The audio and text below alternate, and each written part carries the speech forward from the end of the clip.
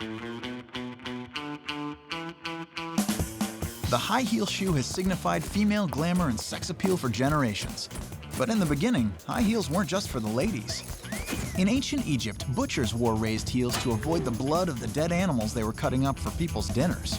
In the late 16th century, Persian horse-riding warriors wore them to keep their feet from sliding out of their stirrups during battle. Pampered European aristocrats took notice, and the style spread throughout Europe as a symbol of masculine virility. Wow. But 300 years later, the high heel finally had its moment in America, all thanks to pornography.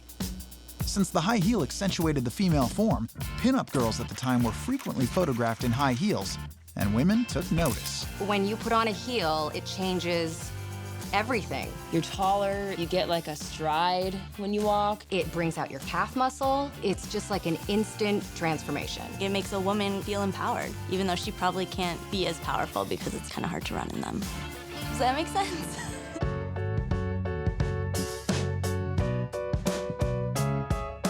Before it was worn by private eyes and gangsters, the trench coat had its start in a trench. Well, sort of. Originating in the mid-19th century, the trench coat later earned the name trench warm during World War I because of a detachable inner deerskin and waterproof wool.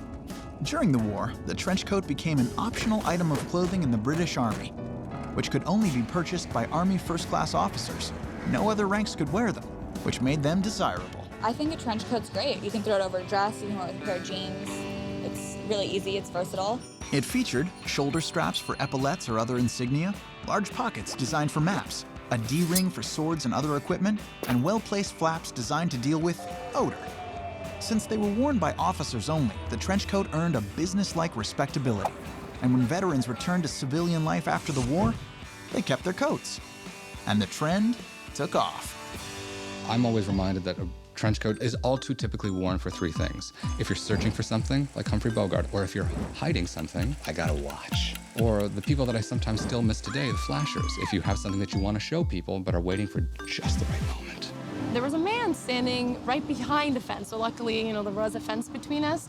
But yeah, all he had on was a trench coat. And he opened it up for us.